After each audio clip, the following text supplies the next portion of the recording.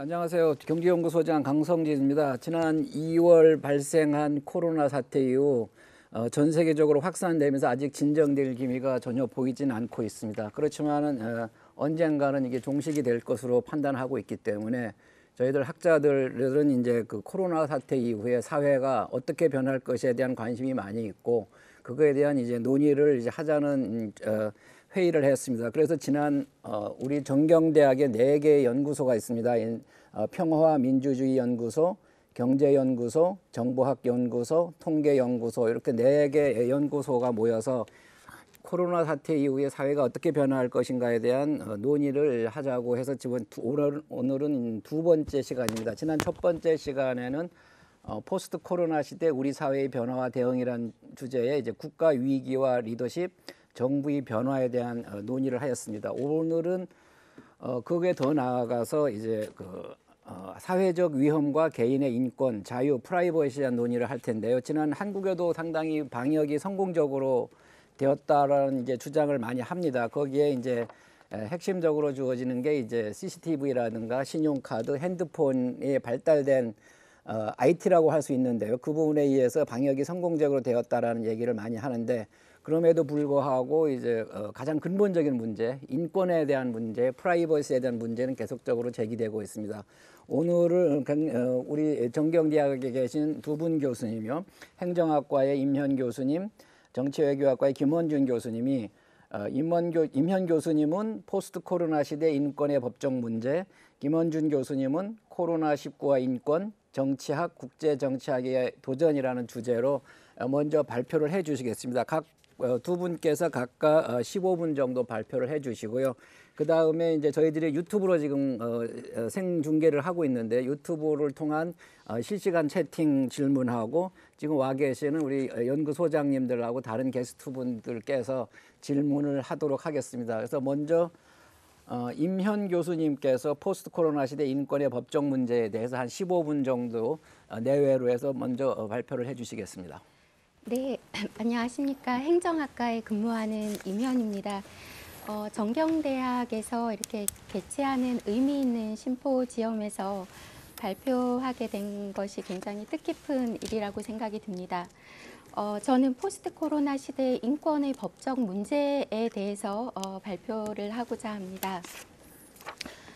방금 그 사회자이신 강성진 교수님께서 말씀하신 것처럼 이 한국의 코로나에 대한 대응은 성공적 방역 성과에 대한 평가와 함께 또 인권과 관련된 많은 문제를 파생시켰습니다.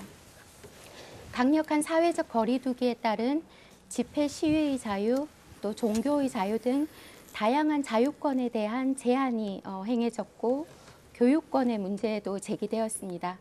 그리고 확진 환자의 이동 경로 등 정보의 수집과 공개에 따른 사생활 침해와 정보 자기 결정권의 문제, 또 장애인, 성소수자, 또 이주노동자와 난민 등 사회적 소수자에 대한 차별과 혐오, 또 가정폭력 등 우리 헌법상 기본권 전반에 걸친 문제들이 제기가 되었습니다. 실제 국가인권위원회는 지난 3월에는 확진 환자에 대한 필요 이상의 정보 공개에 따른 사생활 침해 문제를 지적하며 그 개선을 권고하였고, 또 지난 4월에는 명확한 법적 근거 없이 행해지는 자가격리자에 대한 손목밴드 도입에 대한 우려를 표명하였습니다. 또한 최근에는 외국인 주민을 배제한 지방자치단체의 재난긴급지원금 지급을 평등권 침해라고 판단을 했고, 또 고령층에 대한 의료 서비스 부족과 사회적 고립에 대한 문제를 우려하였습니다. 또 시민단체 차원에서도 21개 인권단체가 결성한 코로나 인권 대응 네트워크에서 지난 6월 11일 코로나 감염 국면에서 지켜야 할 인간의 존엄과 평등을 위한 사회적 가이드라인을 발표했습니다. 이처럼 유례없는 코로나 상황에 대한 대응 과정에서 제기되는 인권의 문제는 우리의 일상생활 전반에 관련될 정도로 광범위하고 또 감염병에 대한 효과적이고 신속한 대응과 인권 보호의 문제는 양자택일의 문제가 아니라는 점에서 그 해결에 어려움이 있습니다. 이에 대해서는 양자가 반드시 또는 전적으로 충돌하는 관계에 있는 것은 아니고 따라서 가능한 조화를 이룰 수 있도록 사회적 공감대에 기반한 기준의 마련이 필요하고 이것이 향후 가장 중요한 법적 과제라고 보는 것이 대체적인 논의입니다. 2015년 메르스 사태 당시에는 효과적인 방역을 위한 권한과 조치 강화가 훨씬 중요하게 논의되었지만 현재는 방역에 따른 인권 침해 문제와 관련한 법적 근거의 개선과 보완에도 관심이 모아지고 있습니다. 실제 이제 지난 5월 30일에 21대 국회가 시작되고 20여일이 채 되지 않았지만 이 감염병과 관련한 다수의 법률 개정안이 의원 입법으로 국회에 제출되어 있습니다. 그리고 이러한 그 개정안에서의 그 내용은 효과적인 대응에 관한 내용도 포함되어 있고 또 인권의 보장에 관한 내용도 포함이 되어 있습니다. 그래서 현재 국회에 계류 중인 감염병의 예방 및 관리에 관한 법률 개정안의 내용을 살펴보면 이제 현재는 사회복지시설을 이용하는 어린이, 노인 등 감염 취약 계층에 대해서만 마스크 등이 지급되는 특별한 보호 조치가 이루어지고 있는데 사회복지시설 이용 여부와 관계없이 감염 취약 계층에 대해서 마스크나 손소독제 지급 등 필요한 조치를 취할 수 있도록 하는 그러한 개정안, 또 이 감염병 재난 상황에서 보건복지부 장관 외에도 시도지사나 시장 군수구청장에게 감염병을 대비한 의약품과 장비를 비축 관리하고 재난 상황 발생 시에 이를 지급할 수 있는 조치 권한을 부여하도록 한 개정안. 또 현재는 근로자 본인의 입원이나 격리의 경우에만 유급 휴가를 부여하는 그러한 내용으로 법이 규정되어 있는데 관리를 필요로 하는 그러한 자녀가 격리되거나 입원될 경우에도 근로자에게 유급 휴가를 지원하는 방안, 또 감염병 환자의 이동 경로 등 정보 공개로 인해서 경제적 손실이 발생한 소상공인에 대한 보상 내용을 담은 개정안 등이 제출이 되어 있습니다.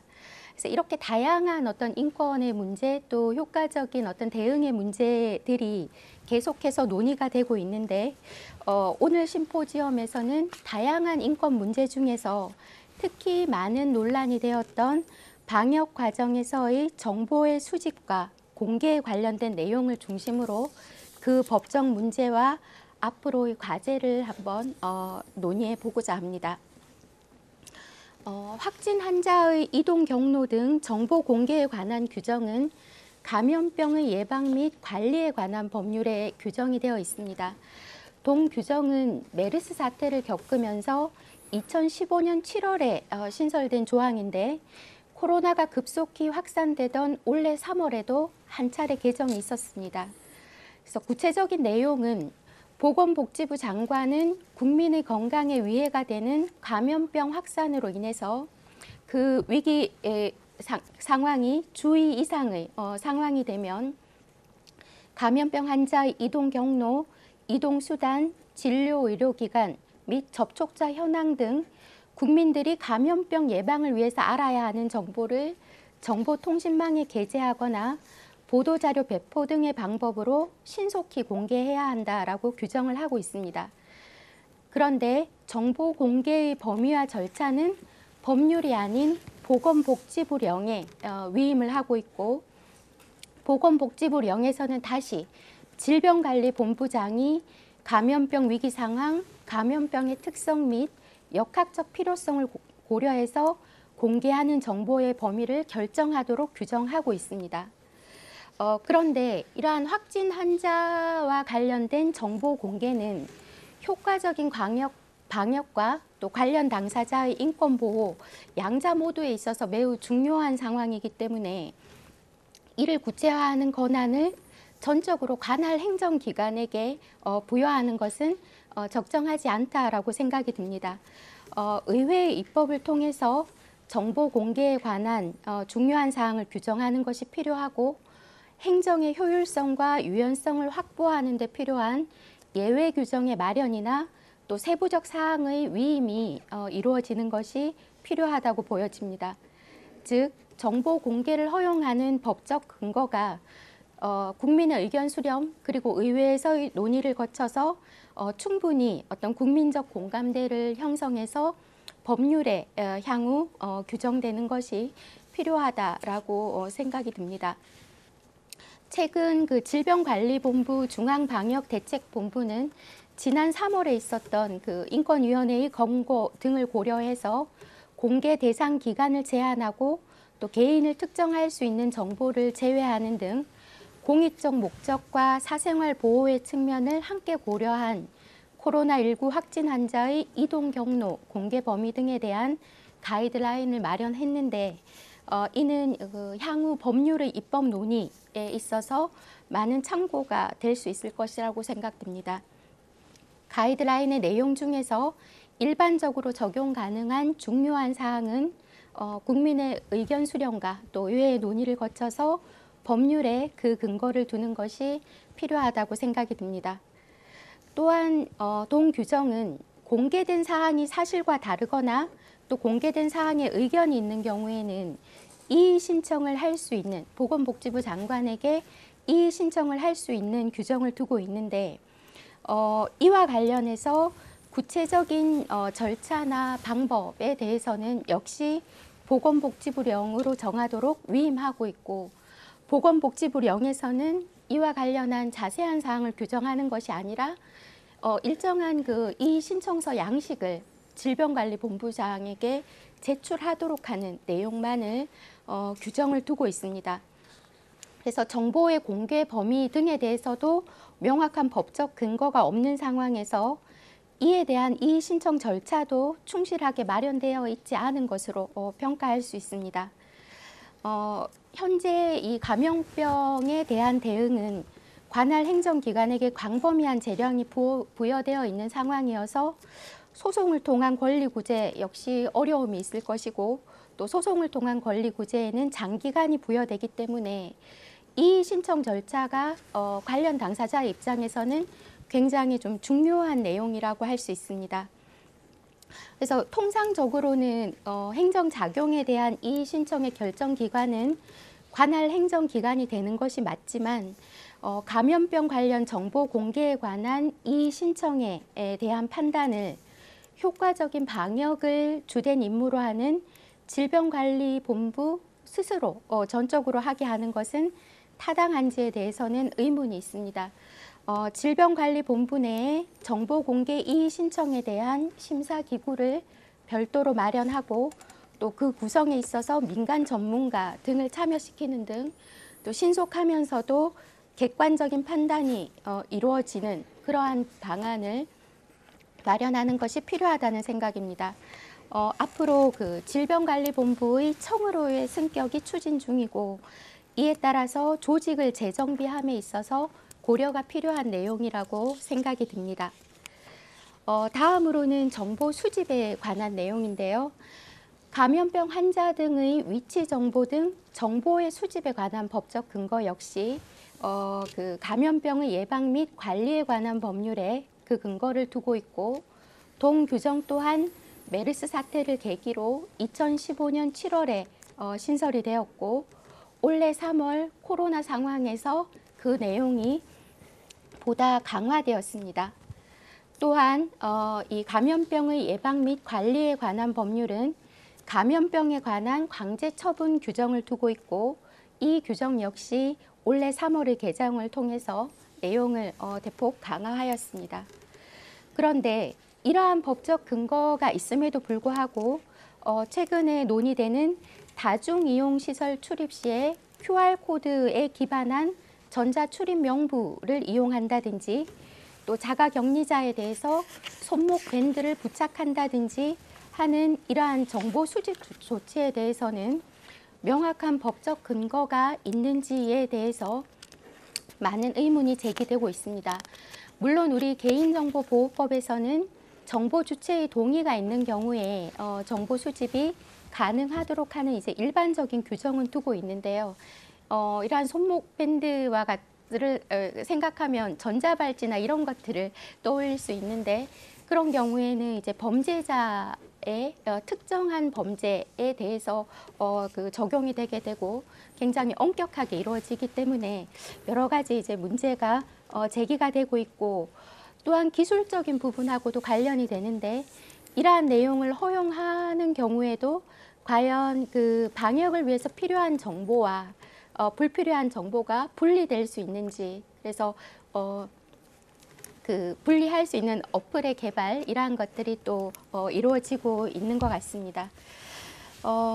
그래서 우리 정부는 개인정보보호법상 이용자가 자율적으로 동의하면 출입 정보를 수집할 법적 근거가 있다고 보고 QR코드를 통해서 확보하는 정보를 방역의 필수적인 정보로 한정하고 또 사생활 침해 우려를 의식해서 4주 후에 자동 파기되는 것으로 운영할 방침이라고 밝혔습니다.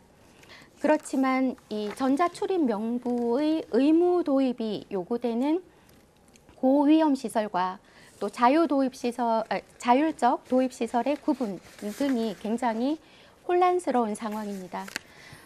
그래서 구체적 조치에 관한 가능한 명확한 법적 근거와 당사자의 동의에 대한 내용이 마련되는 것이 필요하다고 보여집니다. 또한 관련 정보의 파기도 문제가 되는데 감염병의 예방 및 관리에 관한 법률에서는 제공받은 정보는 업무 종료 시 지체 없이 파기해야 한다라고 규정하고 있지만 실제 언제 파기할 것인지에 대해서는 구체적인 기준이 마련되어 있지 않고 실제 이전의 감염병과 관련해서 수집한 정보도 그러니까 파기되지 않은 것으로 확인되는 그런 내용들이 있습니다. 그래서 이렇게 그 감염병에 대한 대응은 단기적으로는 효과적인 방역 성과를 중심으로 평가가 되겠지만 장기적으로는 방역 성과뿐만 아니라 지속 가능하고 또 인권을 고려한 대응이었는지 여부가 함께 검토될 것입니다. 유례없는 코로나 상황에 대한 방역 성과와 그로 인해 파생되는 인권의 문제를 그동안의 경험을 바탕으로 국민의 공감대에 기반해서 입법을 마련하고 또 새로운 위기에 보다 안정적으로 대처할 수 있는 기반을 마련하는 것이 필요하다고 생각이 듭니다. 또한 효과적 방역을 위한 인권 제한의 문제를 검토함에 있어서는 국민의 모든 자유와 권리는 국가 안전 보장, 질서 유지 또는 공공복리를 위하여 필요한 경우에 한하여 법률로서 제한할 수 있으며 제한하는 경우에도 자유와 권리의 본질적인 내용을 침해할 수 없다는 민주주의, 법치주의 국가의 기본권 제한의 법리로 돌아가서 이를 최대한 준수하는 것이 필요하다고 생각이 듭니다. 네, 저의 말씀은 이것으로 마치겠습니다. 경청해 주셔서 감사합니다. 예, 감사합니다. 아까 제가 처음에 말씀드렸듯이 저도 이제 어떤 외국 언론에서 봤는데 이제 한국이 굉장히 방역이 성공적이었다는 얘기를 많이 하잖아요. 근데 그 언론에 있는 기자가 가장 그 핵심적인 성공 요인이 CCTV가 있다, 신용카드가 돼 있다, 그다음에 핸드폰이 발달돼 있어서 이 세 가지가 결합한 게 한국의 방역의 성공적인 요인이다. 뭐 이런 얘기를 하고 나서 그다음에 아마 방역이 끝나고 감염병 확산이 끝나면은 프라이버시에 대한 논쟁이 격화될 것이다라는 얘기를 했거든요. 그냥 뭐 임 교수님 똑같은 것인 것 같은데 특히 출발하실 때 사회적 소수자에 대한 차별이 굉장히 중요시 여겨지는 사생활 공개, 뭐 그다음에 특히 외국인에 대한 배려 문제, 특히 그 여러 가지 정부 정책이 나오는데 한국어하고 영어 정도만 지금 언어 문제도 있고 그래서 상당히 어떤 그런 거에 대한 차별 문제가 있고 특히 오늘 많이 강조하신 분이 이제 프라이시 관련된 문제인데 정보를 어디까지 수집해야 되느냐, 어디까지 수집할 수 있느냐라는 부분하고 수집한 정보를 어느 범위 내에서 공개하는 게 좋으냐, 그다음에 수집한 정보를 언제까지 갖고 있어야 돼, 이런 것들이 대부분이 지금 그 법률이 아니라 그 보건복지부 령이라든가 아니면 지방자치단체한테 힘을 줌으로 인해 가지고 어떻게 보면 좋은 정면도 있지만은 어떻게 보면 이제 양면성이 있어서 악용될 소지가 있다라는 부분인데요. 그래서 아마 교수님은 아마 인권 보호라는 측면하고 그다음에 감염병이나 여러 가지 재난이 있을 때 방역하이라는 국가적인 이 두 문제가 서로 이제 양자택일을 하는 문제가 아니라 같이 갈 수 있는 방안을 마련해야 된다. 그러기 위해서는 국민의 공감대, 그다음에 사회적 합의가 이루어져야 되고 그런 그 문제가 법률에 의한 어떤 지방자치단체 차원이 아니라 법률에 의한 이제 그 법치국가로서의 기본적인 인권을 존중하면서 감염병에 대한 방역을 할 수 있는 그런 제도적 정비를 해야 된다라는 제안을 하신 것 같습니다. 다음은 이제 정치학적 시각에서 볼 건데요. 이제 김원준 교수님이 인권 문제를 아마 정치학이나 이제 국제 정치학의 그 도전이라는 접근 시각에서 이 부분에서 어떻게 논의가 앞으로 이루어져야 되는지에 대해서 이제 말씀을 해주시겠습니다. 예, 감사합니다. 정치외교학과 김원준입니다. 제가 이제 오늘 다룰 내용은 정치학과 이제 국제정치학에 어떤 도전이 있는가 하는 부분이고, 일단은 이제 이 계기로 해서 구체적으로 그리고 체계적으로 한번 이 문제를 살펴볼 수 있어서 기회를 주셔서 감사합니다. 일단 정치학과 국제정치학의 도전이라고 하면은 제가 생각하는 정치학, 국제정치학은 기본적으로 국가를 중심으로 서로 밀접하게 연결된 안과 밖의 문제에 대한 한 고찰이라고 생각을 합니다.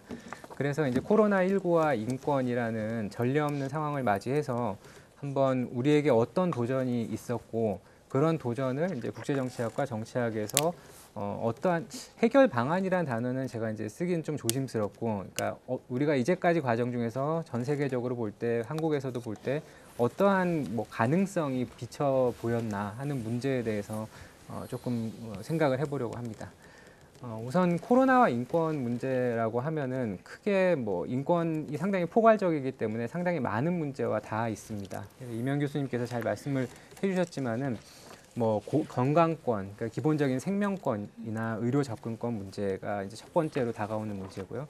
그 다음에 이제 자유권 문제에 관련된 겁니다. 이동의 자유, 그래서 뭐 손목 밴드나 격리, 그 다음에 사생활 문제, 집회 결사의 자유, 종교의 문제, 그 다음에 배보상 문제, 비상사태, 긴급조치 이런 문제들이 다 자유권 문제에 해당되고, 그 다음에 이제 사회권으로서는 이제 교육권, 그 다음에 노동, 그 다음에 이런 문제들, 돌봄, 노동 이런 문제들도 포함되는 거고, 그 다음에 차별과 혐오 이런 문제들과도 또 직접적으로 연결이 됩니다.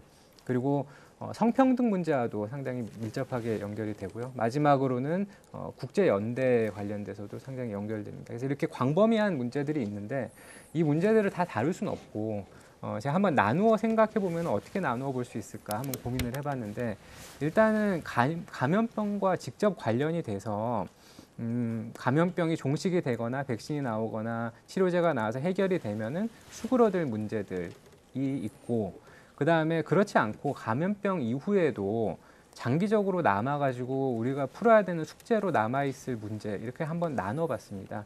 그러니까 전반부 같은 경우는 병과 관련된 문제는 이제 임 교수님이 말씀해주신 뭐 사생활 침해, 동선 공개, 그 다음에 의료 자원의 지역적 배분 문제, 그 다음에 집단 면역이 과연 좋은 것인가 나쁜 것인가 이런 문제, 그다음에 자가격리, 손목밴드, QR코드의 강제성 문제 이런 것들이 이제 병과 관련된 부분이고, 국제적으로 좀 보면은 면역 여건의 발급 논란 문제가 있고요. 그다음에 이제 백신 개발을 위한 뭐 휴먼 챌린지가 얼마나 이게 윤리적인가 하는 문제, 그리고 치료제와 백신이 나왔을 때 이거를 국제적으로 어떻게 배분하는가 문제, 이런 것들은 어떻게 보면은 감염병과 직접적으로 연결이 돼 있고 또 뭐 보건학이나 법학이나 이런 부분에서 많이 다룰 부분이라고 생각을 합니다. 제가 오늘 좀 중심적으로 볼 문제는 감염병 이후에도 장기적으로 남아서 공동체에게 숙제로 남아있을 그런 문제들을 좀 집중해서 보려고 하는데요.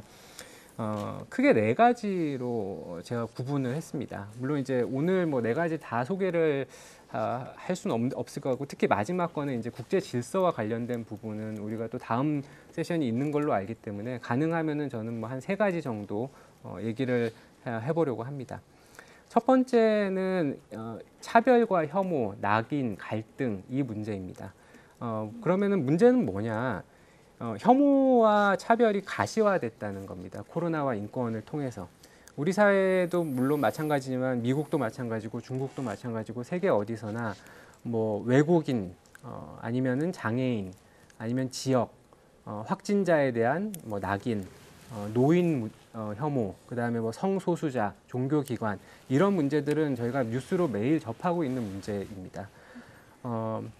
이런 부분이 이제 가시화됐다는 게 가장 큰 문제고 해결해야 될 문제인 거고, 그다음에 이게 정책적으로 나온 것이 아까 임 교수님 말씀하신 마스크 배분 문제, 특히 이제 유학생이나 이주 노동자 100만 명 정도에게 우선 처음에는 공급이 안 됐던 문제가 있고, 그다음에 재난지원금도 이주민이나 결혼 이주민들에게도 처음에는 안 됐다가 권고로 인해서 다시 지급이 됐던 문제. 그리고 뭐 재외 국민이나 자가격리자의 참정권 문제, 제약된 문제가 우리나라에서 있었습니다. 해외 유권자의 50% 정도에 해당되는 8만 5천 명 정도가 이번에 참정권을 행사하지 못한 문제, 이런 문제가 이제 정책적으로서의 차별이 드러난 부분이라고 볼 수 있고요.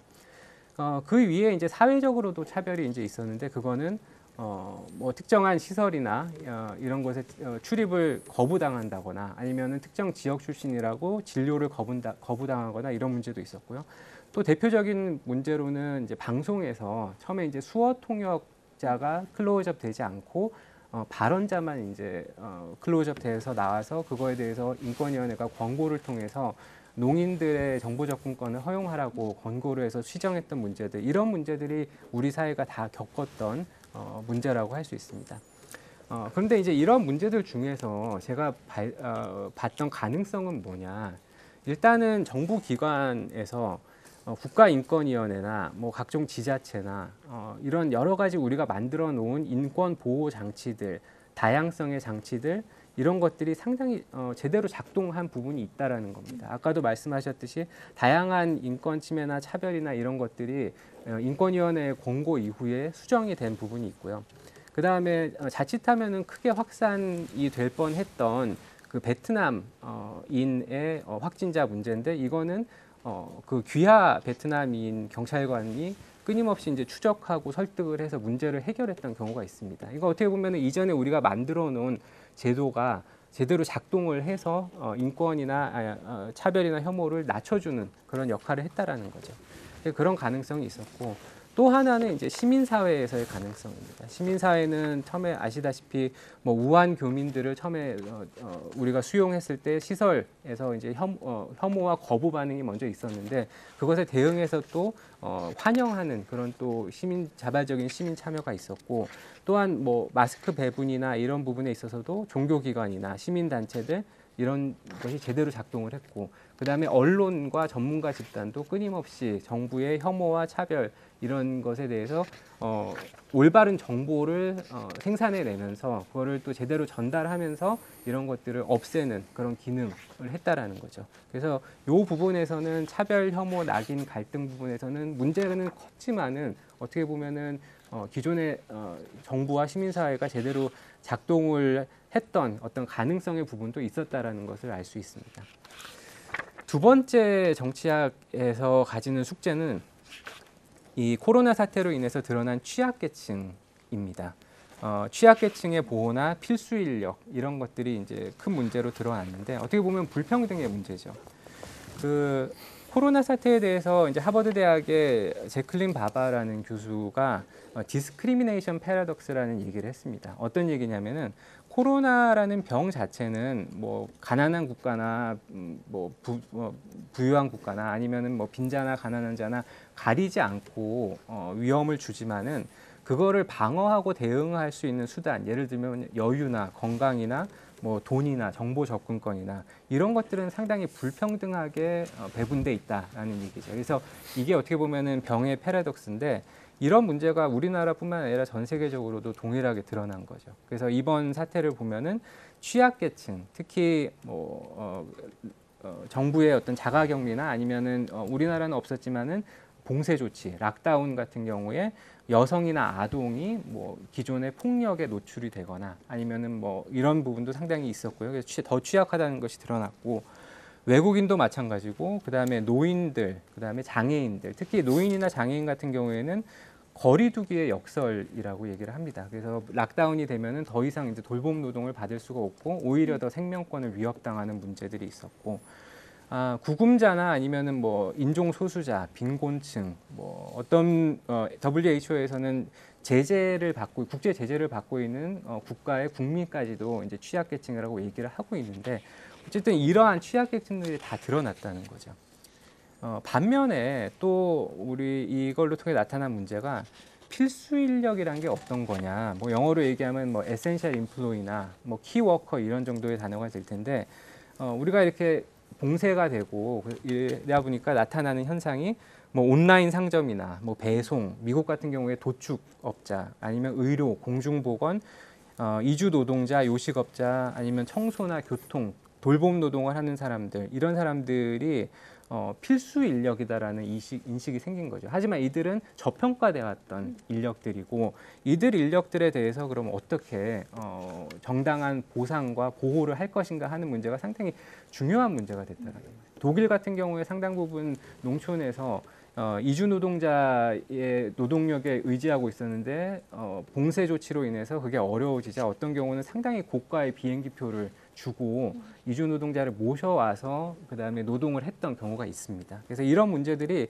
어떻게 보면 문제가 불거져 나온 거라고 할 수 있습니다. 이 과정에서 이제 가능성 아니면 문제 해결의 가능성은 뭐 우리나라도 마찬가지로 많은 국가들이 우리나라도 오늘 현재 한 484건 정도의 코로나 관련된 지원 정책이 일어나고 있는데 뭐 긴급 재난지원금이나 저소득층 뭐 한시 생활 지원이나 고용유지 지원금 뭐 아니면 현재 진행되고 있는 전 국민 고용보험 추진 이런 것들인데 이런 것들이 어떻게 보면은 그런 기능을 하는 거죠. 이제 해소를 하고 그다음에 취약계층이나 필수 인력들에게 정당한 보상을 하고 그들이 기능할 수 있도록 하는 것들입니다. 물론 이제 또 시민사회도 마찬가지로 같은 기능을 하고 있습니다. 그래서 자발적인 참여와 그다음에 뭐 본인은 건강하더라도 아니면 뭐 병에 걸리지 않을 수 있더라도 다른 계층들을 위해서 사회적 거리두기를 자발적으로 하고 있는 뭐 공동체 의식이나 책임감을 가지는 여러 것들 이런 것들이 상당히 중요하고요. 또 시민사회는 아까도 말씀했듯이 이들 취약계층을 대변하는 목소리를 또 끊임없이 내고 있고요. 그 다음에 이런 점에서는 기존에 이루어놨던 사회운동의 중요성 이런 것들이 드러나는 것이고요. 언론도 기능을 계속적으로 하고 있죠. 우리나라도 뿐만 아니라 미국도 마찬가지로 언론도 기능을 하고 있습니다. 세 번째로 제가 이제 마지막으로 다룰 그 정치학의 숙제 하나는 기술과 인권 문제입니다. 이 부분은 이제 임 교수님도 다뤄주셨지만은 저는 그거보다 기술과 인권을 포함한 어떤 그 방역 모델로서의 국가 간의 경쟁 아니면 국가 간의 모델 경쟁 이런 얘기를 좀 하고 싶습니다. 문제는 뭐냐? 유발 하리리가 파이낸셜 타임스에 3월 20일 날 기고한 글에 보면은 권위주의 통제 모델이 있고 자발적인 시민 참여 모델이 있다라고 이제 제안을 하고 있는데 권위주의 통제 모델은 이제 중국과 이스라엘 같은 국가고 시민적 참여는 뭐 한국, 대만, 싱가포르를 그 당시만 해도 예를 들었는데 근데 중요한 거는 이제 이런 모델들이 권위주의 통제 모델 같은 경우에는 기술과 결합을 한다라는 얘기죠. 그래서 기술의 발전은 어떻게 보면 양날의 검이라고 할 수 있는데요. 자가격리자 앱이나 뭐 마스크 앱이나 뭐 신용카드도 뭐 어느 정도까지는 순기능을 하는 부분이 있다고 봅니다. 하지만은 뭐 이게 이제 디지털 감시나 뭐 이스라엘이나 러시아나 중국에서 진행되고 있는 뭐 아주 면밀한 감시나 아니면은 뭐 어떤 색깔로 사람의 어떤 상태를 표현하는 앱 등 이런 것들이 되면은 또 인권 침해 소지가 분명히 있기 때문에 그래서 이 두 모델이 경쟁을 하고 있는데 많은 국가에서는 어떤 모델을 더 관심을 갖고 볼 것이냐 그리고 어떤 국가 모델이 더 우수한가 하는 문제가 분명히 이제 나중에 더 큰 논의가 될 수 있는 그런 부분인 것 같습니다. 근데 아쉽게도 코로나19 사태와 함께 뭐 국가 비상사태가 선포한 국가들, 뭐 헝가리를 포함해서 많고요. 그다음에 뭐 지침 위반자에 대한 상당히 강력한 대응을 하는 국가들, 뭐 콩고나 세네갈, 케냐, 남아공, 필리핀 이런 국가들이 있고 표현의 자유를 억압하는 중국이나 이란, 이라크, 터키, 그다음에 뭐 태국, 인도, 몽골 뭐 이런 국가들이 있습니다. 그래서 이런 문제들이 있고요. 그다음에 일단 뭐 권위주의 국가나 기존에 이제 있었던 권위주의 흐름에 있어서는 이런 위기나 아니면은 감염병 이런 것들이 상당히 좋은 기회, 인권 탄압이나 아니면 그 정치적인 적대 세력에 대해서 이제 억압하는 좋은 수단이 되는 거죠. 이거 부분에 있어서는 이제 하나의 가능성은 뭐냐? 말한 대로 말씀드린 대로 이제 정부 기관이나 뭐 시민사회 이런 것들이 좋은 역할을 할 수 있습니다. 예를 들어서 정부 기관도 균형 있는 정책을 펴거나 국제 공조를 하거나 협력과 연대를 하는 중요한 역할을 하고 있고 시민사회도 정부를 견제하고 적극적으로 참여를 하고 있는 이런 것들이 있는데 더 중요한 거는 국제사회에 지켜져 온 합의의 부분이라고 할 수 있습니다. 그래서 국제인권법이나 아니면은 여러 가지 이제까지 나온 표준에 의하면은 아무리 국가 위기 상황이라도 침해할 수 없는 권리라고 보장되어 있는 non-derogable right라는 게 있습니다.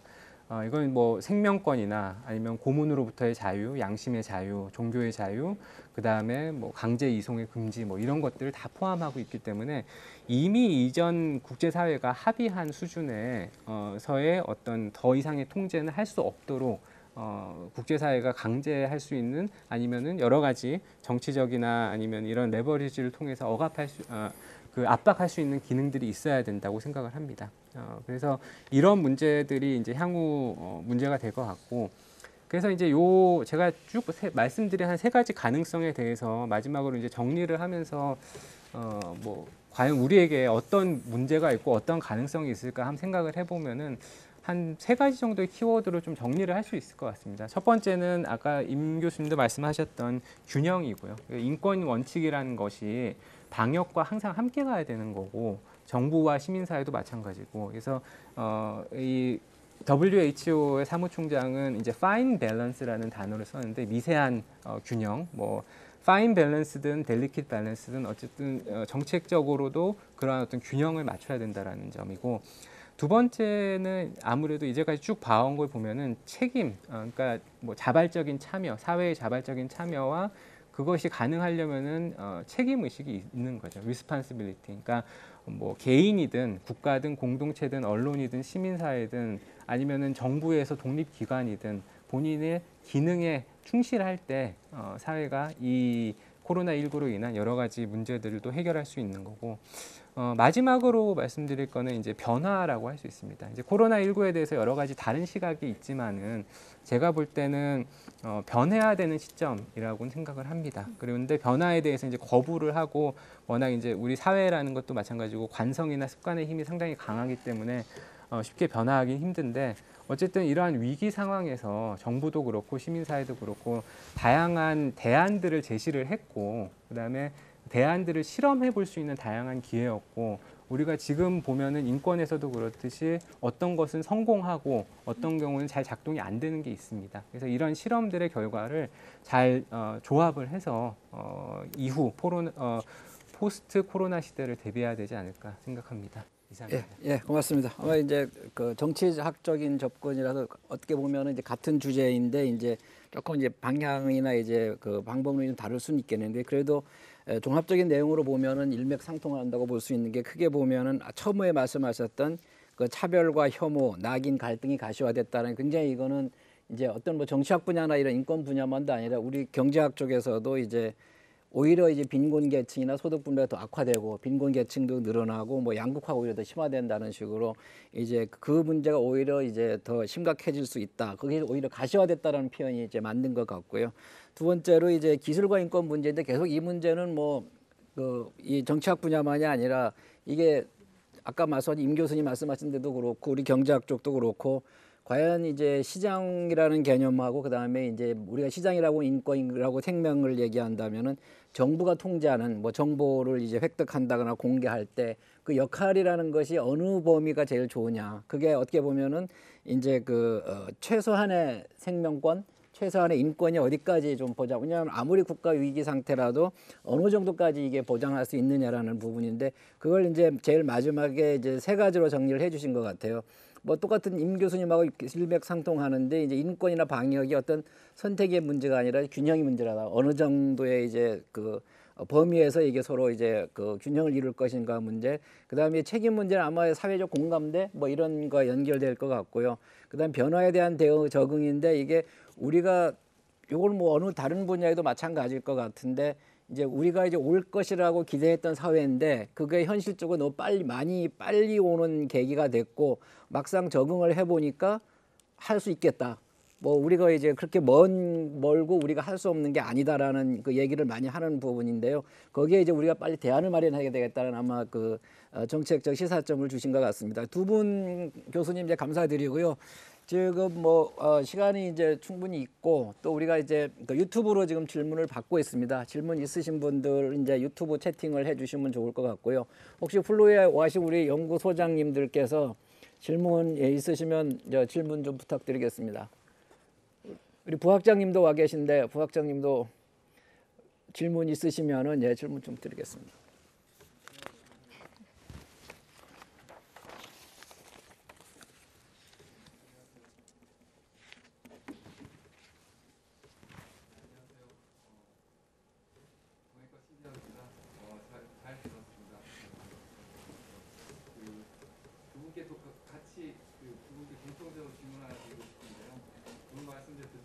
결국 이제 인권 문제라고 하는 게 코로나와 인권 문제라고 하는 게 이제 공동체의 안전을 위해서 개인의 인권을 조금 제약을 해야 할 필요가 있는데 그게 이제 어느 정도까지 이렇게 가야 이렇게 개인의 인권도 너무 침해하지 않고 또 보호도 적절하게 하면서 또 공동체 안정도 이렇게 보장할 수 있을 것이냐. 그래서 이제 어떤 균형점이 필요하다. 균형을 맞추는 어떤 뭐 제약 이런 게 필요하다 이렇게 말씀해 주셨는데 구체적인 사례를 하나 들어가지고 이런 사례에 이게 과연 이제 지나친 제한인지 개인 인권에 대한 제약인지 아니면 공동체 그 안전을 위해서 이제 좀 적절한 제약인지 그런 이제 예를 이제 생각해봤을 때 아마 저도 그렇지만 많은 분들이 그걸 떠올릴 것 같아요, 그렇죠? 확진자의 그 동선을 이동 경로를 이렇게 공개하는 거. 그거는 과연 이게 인권을 지나치게 제약하는 것인지 아니면은 저기 공동체 안전을 위해서 이 정도는 필요하다고 생각하시는지 뭐 그것 좀 의견을 여쭙고 싶고 그다음에 이제 그게 만약에 이제 적절하지 않다면은 그럼 어느 정도 하는 것이 이제 그 적절하게 균형을 갖춘 그런 이제 개인 인권 제약일지에 대한 의견을 좀 여쭙고 싶습니다. 예, 부학장님이 인권의 문제하고 그다음 방역이라는 공동체적 정책이 이제 어디가 과연 균형이냐라는 부분 한 예를 들어서 한번 좀 설명해 보자고 하셨습니다. 이게 확진자가 이제 동선을 공개하는데 서울 시내도 보니까 구청별로 어떤 데는 실명으로 아예 공개를 하고 어떤 데는 익명으로 공개하기도 하고 뭐 이런 게 아마 아까 그러니까 임 교수님하고 그 말씀하고 이제 일맥상통하는 거 이게 법률로 된 게 아니라 지방자치단체들한테 장한테 전부 이제 권한을 주면서 같은 서울 시내에 이제 구청들 간에도 지금 그 서로가 이제 아마 그 밸런스라는 게 서로 다르게 생각한다는 측면인 것 같은데요. 그 부분에 대해서 한 예를 들어가지고 아마 어디가 밸런스일지 아마 임 교수님이 먼저 해주시겠어요? 네, 질문해 주셔서 감사합니다. 말씀하신 것처럼 그 확진자 동선 공개하고 관련해서 이제 많은 문제들이 그 사생활 침해다 이런 그 지적들이 제기가 되었는데요. 국민의 생명권이나 건강권 또 그러한 어떤 건강한 어떤 국민들이 존재하는 국가의 안전 이런 그 공익은 다른 기본권과 비교했을 때 당연히 좀 더 우선될 수 있는 그런 내용이라고 생각이 됩니다. 그렇지만 그러한 그 내용과 인권의 문제가 충돌하는 것이 아니라 함께 갈 수 있는 문제라고 생각이 들고 이제 그 내용은 그 김원준 교수님께서 잘 말씀해 주신 것처럼 파인 밸런스, 델리킷 밸런스라는 말에 잘 함축이 되어 있다고 생각이 돼요. 그러니까 얼마나 정교한 기준을 설정하는가. 그래서 이제 국가인권위원회에서는 그 제가 기억하는 바로는 인권위원장이 모든 확진 환자의 동선을 공개할 필요는 없다.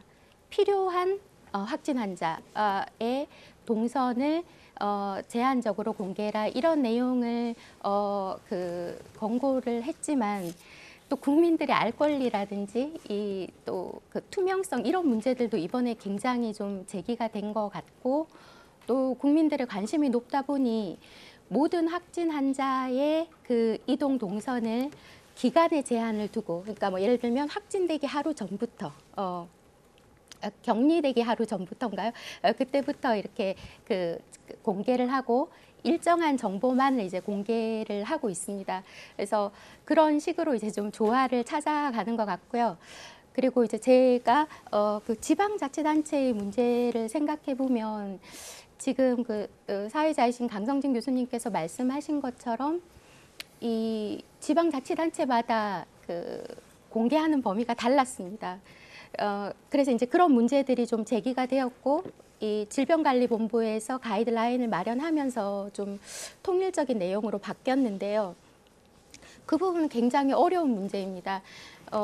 국가 중앙정부와 지방자치단체의 권한을 어떻게 할 것인가. 메르스 사태를 겪으면서 효과적인 거버넌스가 작동할 수 있어야 한다라는 것이 또 굉장히 중요하게 제기가 되었고 김원중 교수님 말씀하신 것처럼 효과적으로 작동한 면이 있습니다. 특히 또 지방자치단체 간에 협력하는 모습은 그러니까 특정한 어떤 재난이 코로나가 굉장히 확산되었던 지역에 많은 지방자치단체들이 지원해주는 이런 모습들은 감동적이었는데요. 그런데 또 이 효과적인 대응을 하기 위해서는 통일적인 기준이라든지 또 사회 보장이나 안전에 있어서 국민들이 동등한 형평성 있는 그러한 어떤 보장을 받고 싶어하는 그러한 부분들도 있어서 중앙정부와 지방자치단체가 어떠한 정도로 권한을 가지고 어떻게 협력할 것인가의 문제가 또 앞으로 계속 논의가 되어야 되고 좀 효과적이면서 협력적인 그런 거버넌스가 구축될 필요가 있다고 생각이 됩니다.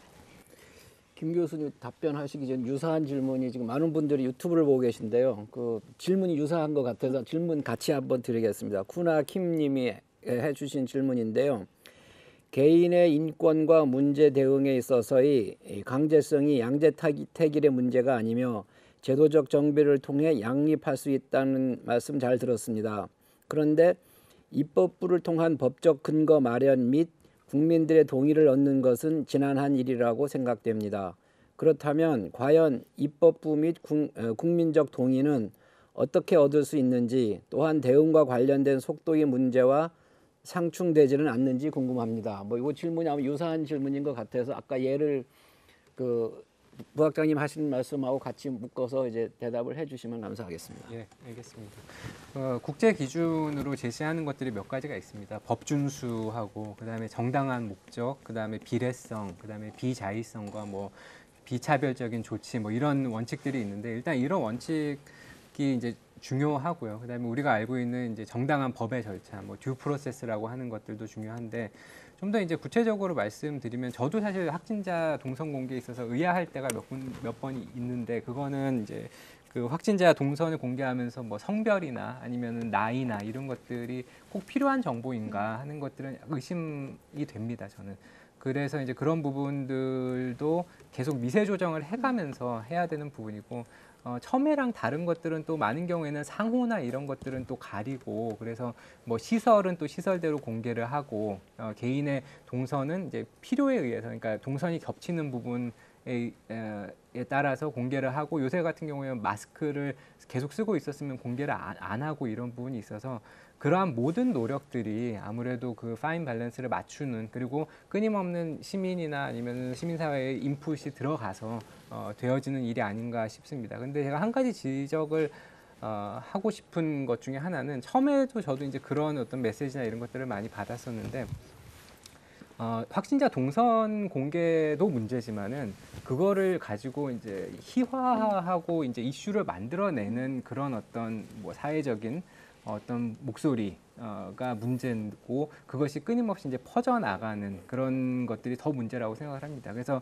이 부분은 어떻게 보면은 국가가 강제적으로 할 수 없는 부분이고 시민 의식이나 아니면은 뭐 아까도 말씀드린 책임도 뭐 사실 자극적인 뉴스나 이태원 성소수자 관련돼서도 그런 뉴스가 나왔을 때 클릭을 안 하는 것도 사실 상당히 중요한 일이거든요. 그러니까 거기 그런 뉴스나 그런 보도나 그런 어떤 희화화나 낙인 찍기나 이런 것에 동조하지 않는 움직임 이런 것들이 어떻게 보면은 국가와 시민사회가 합쳐서 뭔가를 좀 일을 할 수 있는 꼭 국가만이 하는 게 아니라 시민사회도 같이 할 수 있는 부분이 아닌가 그렇게 생각을 합니다. 예, 답변 감사드립니다. 저도 개인적으로는 왜 이 확진자의 동선을 할 때 구청마다 조금씩 다르긴 하지만 왜 그게 실명처럼 거의 실명이 나와 있고요. 실명이 중요한 건 아니잖아요. 이게 동선이 중요한 건데 그게 참 의아하게 생각을 하고 있었습니다. 혹시 소장님들 중에서 질문해 주실? 네. 네, 평화민주주의연구소 소장 맡고 있는 정치외교학과의 이신하겠습니다. 말씀 다 잘 들었고요. 마스크를 쓰고 하는 분위기라서 저도 여기서는 마스크를 쓰고 질문을 하겠습니다. 이면 교수 말씀 잘 들었는데 저는 이 국제정치 쪽하고 좀 연결해서 두 분한테 좀 질문을 하고 싶은데요. 지금 이제 제도적으로 어떠한 장치를 해야만 좀 이렇게 인권도 보장하고 또 효과적인 방역을 할 수 있느냐는 그런 문제를 우리가 지금 이야기를 하는 거면 소위 말하는 이제 K 방역을 뭐 내야 된다 이런 얘기도 하지 않습니까? 이제 그런 상황에서 비추어 볼 때 과연 우리나라의 스탠다드가 아무리 좋은 제도라 하더라도 모든 국가에 적용이 될 수 있으려면 아까 우리 김원준 교수도 얘기했지만 기술 부분이 굉장히 중요할 것 같거든요. 그런데 뭐 확진자가 어디 있는지를 찾기는커녕 뭐 다닥다닥 붙어서 사는 이제 그런 경우에는 뭐 어떻게 할 수가 없지 않습니까? 그럼에도 불구하고 만약에 제도를 우리가 잘 만든 제도가 어느 정도 보편적, 인류 보편적, 유니버셜하게 적용이 될 수 있다면 어떤 게 가능할지가 좀 궁금합니다. 법적, 제도적으로. 그리고 김원준 교수께는 물어보고 싶은 게 이제 마지막에 했었던 균형을 맞추고 책임을 가지고 변화를 갖는 거 다 동의를 합니다. 동의를 하는데 이런 기술적인 문제나 이런 여러 가지 그 각 국가의 리소스 문제 때문에 못하는 적용 부분은 내가 이면 교수한테 물어봤으니까 그 김원준 선생한테 물어보고 싶은 거는 그 변화를 해야 된다고 했는데 균형을 맞추고 그 변화는 제도적인 변화도 있지만 규범적인 변화가 굉장히 중요할 것 같아요.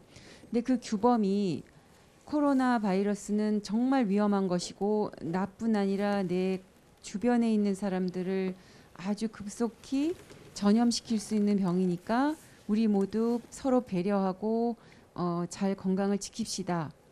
그게 규범이 될 수 있는 것인지 아까 뭐 변화 얘기 조금 하셨지만 그 변화 부분이 조금 더 듣고 싶어요. 우리 김원준 선생님 어떻게 생각하는지.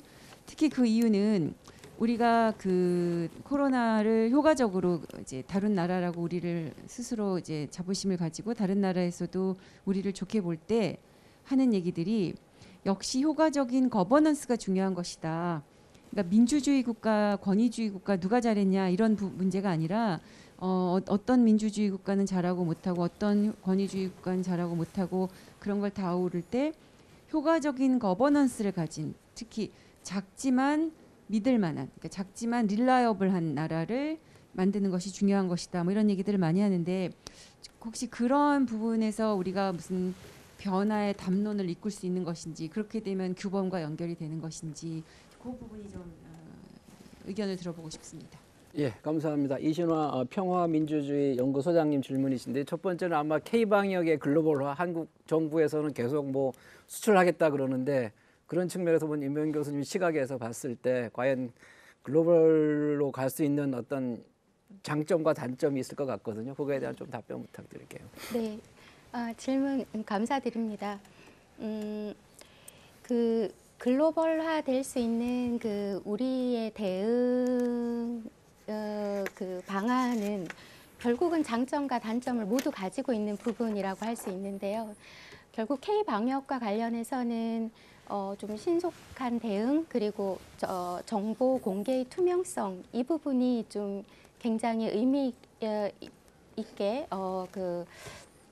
나타났다고 생각됩니다. 그런데 말씀하신 바와 같이 정보 공개의 문제는 곧 그 인권 침해로 이어질 수도 있고 또 그 수집할 정보에 대한 기술의 부족으로 그것이 국제사회에서의 모델이 될 수 없는 그런 한계도 있겠지만 어떠한 기술 수준이든 감염병에 대해서 국민과 정보를 공유하고 하는 그런 점들은 좋은 모델이 될 수 있을 것 같고 다만 앞으로 우리에게 필요한 거는 어떤 정도의 수준으로 범위로 정보를 공개할 것인가 이런 부분에 대해서 좀 더 정교한 기준이 마련된다면 그런 투명한 공개와 적정한 어떤 정보 공개 범위 이러한 부분들이 역시 그 모델이 될 수 있을 것이라고 생각이 됩니다. 한국은 정보를 너무 많이 네, 공개했다는 맞습니다. 겁니다. 네. 그럼 글로벌 되기가 좀 어려운 문제가 네, 있지만 앞으로- 그걸 극복해야 된다는 네. 거죠. 예.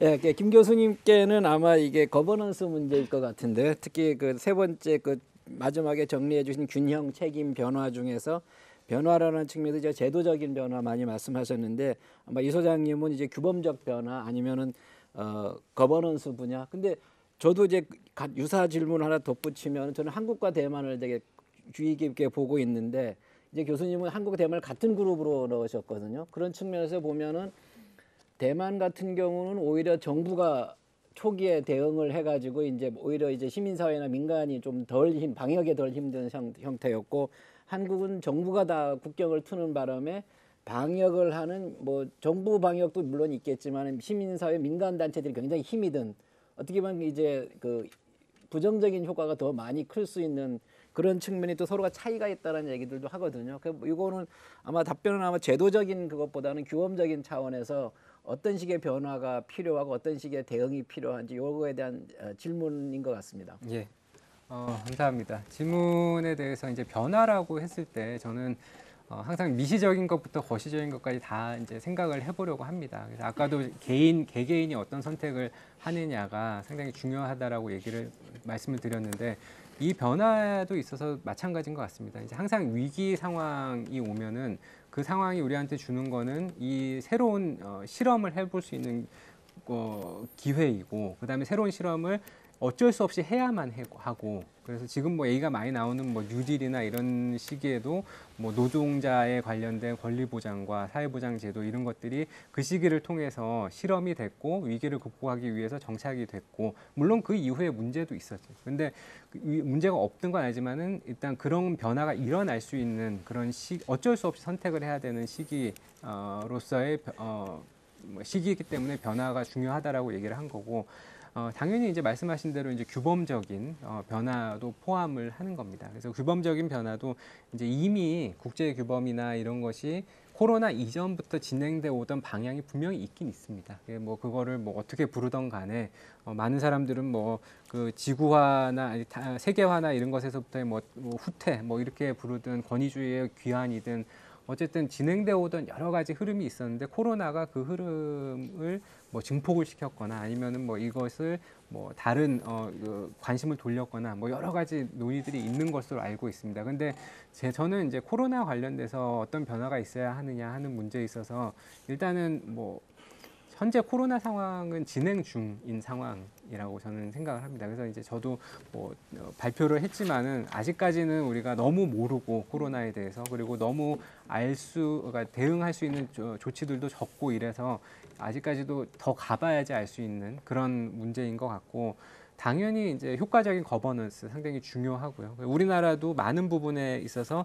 결정이 빨리빨리 되고 그다음에 조치가 이루어진 것도 어떻게 보면은 지방자치 그리고 지방자치제가 갖고 있는 여러 가지 신속성과 그다음에 여러 가지 재난지원과 관련돼서도 효율성 이런 것들이 나타났다고 생각합니다. 그래서 그런 말씀하신 부분들은 분명히 플러스 요인이 될 수 있을 거라고 생각을 합니다. 말씀하신 부분과 관련해서도 아직까지는 이제 저도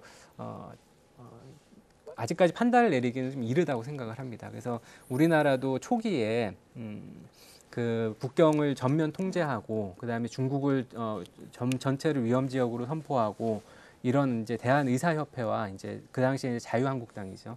요구가 강력히 있었는데 이제 우리 정부는 그 당시에 뭐 대부분 들어오는 것이 교민이고 그다음에 이동의 자유를 보장해야 되고 그때까지만 해도 국제적으로 WHO에서 그런 이동의 제한이 불필요하다는 여러 가지 국제 기준과 여러 가지를 고려해서 일단은 초기에는 상당히 논란이 있었지만 어쨌든 시민사회와 함께 여기까지 이제 헤쳐나온 부분이 있는데 과연 두 모델 중에 어떤 모델이 더 우수한 모델이냐 하는 답은 좀 더 시간이 흘러야지 나올 것 같습니다. 하지만은 제가 생각할 때 이 균형을 맞추거나 항상 이제 뭐 그러니까 뭔가 단호한 정책을 펴거나 아니면은 통제를 하거나 하는 거는 상당히 뭐 쉬운 답안인 것 같고 이제 항상 보면은 미세하게 조절하고 관리를 하고 균형을 맞추는 거는 답답하지만은 어쨌거나 뭐 시민사회와 국가가 협력을 해서 이루어갈 수 있는 또 하나의 가능성을 제시하는 거라는 그런 긍정적인 시각을 갖고 있습니다.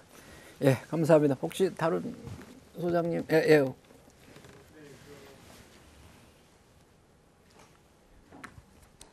네, 정보학연구소 소장 맡고 있는 구교준입니다. 첫 번째 질문은 이면 선생님한테 좀 드리고 싶은데요. 아까 사회자 선생님도 언뜻 말씀하셨던 것 같긴 한데 이 프랑스 언론에서 그 나왔던 얘기인데 왜 프랑스는 한국이나 대만처럼 좀 더 적극적인 조치를 취하지 못하냐라는 얘기가 나왔을 때 프랑스는 한국이나 대만 같은 동아시아 국가들하고는 좀 상황이 다르다고 대답을 해서 좀 논란이 됐었던 그런 사례가 있었죠. 그래서 궁금한 생각이 들었던 게 뭐냐면 그러면 그 다르다고 하는 게 단순히 문화적인 차이만을 얘기하는 건지 아니면 유럽의 특히 뭐 영국 프랑스나 독일 같은 국가들의 인권 혹은 프라이버시하고 관련된 법이나 제도가 우리하고는 좀 다른 측면이 있어서 다르다고 얘기하는 건지가 좀 궁금했어요. 그래서 유럽에서 공부를 하셨기 때문에 조금 더 잘 알고 계실 거라고 생각이 돼서 임 선생님께서 만약에 다르다면 어떤 면이 다른가 법적이나 제도적인 측면에서 그런 부분을 좀 짧게라도 설명을 해주셨으면 좋겠고요. 그다음에 김원준 선생님께는 아까 이제 말씀하신 내용 중에 국가 위기 상황에서 인권이나 프라이버시의 국가 기능이 좀 들어온다 하더라도 근본적으로 터치하지 못하는 부분들이 있고 그 중에 하나가 종교라는 말씀을 언뜻 하셨는데 그 얘기 들으면서 떠올랐던 장면이 뭐냐면 아마 많이들 기억하실 거예요. 그 교회에서 예배 보는 이슈 때문에 지자체하고 좀 갈등을 겪었던 걸로 기억을 합니다. 그래서 이제 그걸 보면서 그럼 과연 우리가 얼마 전에 봤던 상황처럼 진짜 그 근본적으로 서치하지 못하는 부분에서 그런 갈등이 생겼을 때 그럼 그런 갈등을 어떻게 해결해야 되나 하는 고민이 좀 들어서 그 부분을 좀 간략하게 어떻게 생각하시는지 말씀해 주시면 감사하겠습니다. 예, 구교준 정부학 연구소장님이 질문을 주셨는데요. 그러면 이제 첫 번째 거는 아마 이제 문화의 차이라고 그럴까요? 그게 어떻게 제도나 이제 방역이나 이런 걸로 이런 차이로 반영이 됐는지 그거에 대한 질문이신 것 같고 아마 구 교수님이 이제 김 교수님에 대한 질문은 어떤 갈등, 종교적인 문제는 차원만이 아니라 여러 가지 갈등이 있을 때 어떤 식의 이제 해결 방안이 있는지 그거 부분에서 이번은 김 교수님 먼저 하실까요? 순서를 바꿔가지고. 예, 그러니까 인권을 얘기를 하면은 이제 우리가 휴먼 라이츠로 얘기해서 이제 라이츠는 인타이틀먼트, 그러니까 내가 가지고 있고 부여받은 거고, 그리고 권리 측면을 많이 얘기를 하는데 실질적으로 이제 인권을 최근에 이제 연구를 하고 나오는 논의들을 보면은 이제 rights하고 responsibility 얘기를 많이 합니다. 그래서 특히 이제 individual rights하고 개인의 권리와 그 다음에 집단적인 책임, collective responsibility를 얘기를 하는데. 말씀하신 이제 종교 단체와 그 다음에 지자체와의 갈등 문제도 저는 개인적으로 그렇게 생각을 합니다. 이게 가장 좋은 거는 종교 집단의 다른 사례죠. 그러니까 뭐 천주교나 이런 곳에서 자발적으로 거리두기를 하고 모이지 않고 국가의 명령이나 아니면은 뭐 집합 금지 같은 것이 오기 전에 자진해서 이제 하는 부분이 제가 볼 때는 가장 좋은 모델이 아닌가 생각을 합니다.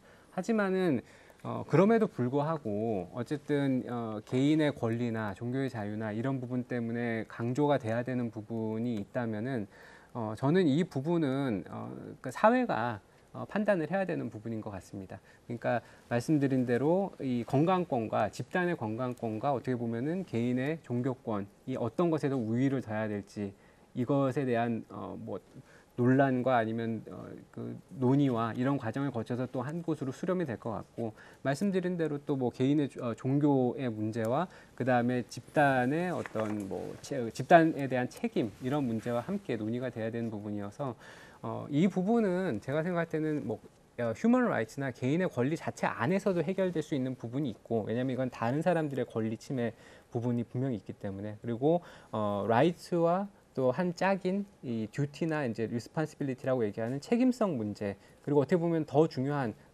인류가 이제 개인을 공동으로 살아야 되기 때문에 취할 수밖에 없는 그 책임의 문제하고의 사이에서 이제 조정이 돼야 되지 않는가 뭐 그렇게 생각합니다. 네, 네, 저는 정말 짧게 말씀드리면 유럽의 경우에는 시민의 자유와 권리를 정말 절대적인 것으로 인식하는 그러한 정서라고 할까요? 그런 의식이 있기 때문에 이제 초기에 코로나가 그 유럽 내에서 많이 확산되지 않았을 때에는 그런 생각이 좀 지배적이었던 것 같습니다. 독일의 그 코로나가 많이 확산되면서 제가 걱정이 돼서 지도 교수님께 메일을 드렸더니 정치인들이 너무 과장한다. 걱정이 되지 않는다. 이제 이런 대답을 하셨는데요. 저희 그 한국의 뉴스에 비춰지는 당시의 독일의 상황은 또 굉장히 심각하다고 느낄 때였는데 이제 그런 대답을 하시더라고요. 그래서 좀 그런 뭐 일반적으로 말씀드릴 수는 없지만 저희 지도 교수님의 대응을 네 어쨌든 그 유럽의 경우에는 그 기본권 인권에 대한 어떤 절대적인 그런 좀 가치 부여가 있었던 것 같고 그렇지만 이 코로나가 확산되면서 유럽 국가들의 태도들도 많이 변하고 있고 유럽연합 차원에서도 많은 변화가 있는 것으로 알고 있습니다. 네, 그 정도로 말씀드리겠습니다. 예. 감사합니다. 지금 오늘 계속 논의했지만 그렇지만 우리가 직면하고 있는 코로나 사태는 아직도 진행 중이고 계속 당분간 갈 것이라고 하는 게 의사들의 전언입니다. 그렇지만은 언젠가는 제가 처음에 말씀드렸듯이 언젠가는 종식될 수밖에 없는 상황이고 그 종식되는 과정에서 각 국가들이 행한 여러 가지 정책들이 결국은 두 분 교수님이 말씀하신 게 어떤 개인이라는 차원의 인권하고 생명이라는 부분하고 집단 국가라는 차원의 방역이 어디가 이제 균형을 이루고 어떻게 하는 것이 이제 그 지속 가능한 그 사회를 위해서 바람직한 것인가에 대한 얘기를 말씀들을 많이 해주셨고요. 마지막으로 한 예를 들면 극단적인 예는 아마 스웨덴이지 않을까 생각이 들거든요. 근데 스웨덴 같은 경우는 이제 어떤 그 집단 방역이라든가 자가격리 이런 것보다는 어떻게 보면 인권을 택했다고도 볼 수 있고 그거를 또 여론을 통해서 보니까 여론조사를 해보니까 국민의 과반수 이상이 이제 그런 어떤 인권적인 차원 아니면 집단 방역보다는 이제 치료를 위한 그 국가적 대응 이거를 먼저 선호하는 그런 차원의 정책을 폈는데요. 뭐 언론에서는 실패했다는 얘기도 하는데 의사들 얘기 들어보면 반드시 실패한 건 아니다. 좀 더 두고 봐야 된다는 얘기도 많이 해서 아마 극단적인 예는 그렇고 이제 중국이라든가 아까 초반에 말씀하신 국가주도형 모델 같은 경우는 국가가 완전히 통제하는 형태. 그게 아마 뭐 가장 바람직한 거는 어느 중간쯤 어디 현실일 텐데 그거는 어느 수준의 균형을 밸런스나 균형을 차지할 것인가는 결국은 사회적인 공감대와 국민의 동의가 있어야 된다라는 게 두 분의 오늘 발표의 결론이 아닐까 생각합니다. 뭐 시간이 다 돼서요. 너무 두 분께 너무 많이 감사드리고 이제 유튜브도 지금 방송을 하고 있는데요. 추후에 다시 이게 요약이 돼서 또 다른 유튜브로 이제 우리 사이트에 올리도록 하겠습니다. 우리 정경대학에 있는 4개 연구소는 이러한 그 감염병 포스트 코로나와 같은 감염병 문제만이 아니라 다른 주제에 대해서 지속적으로 논의하는 기회를 앞으로도 계속 가지려고 하고 있습니다. 예, 감사합니다.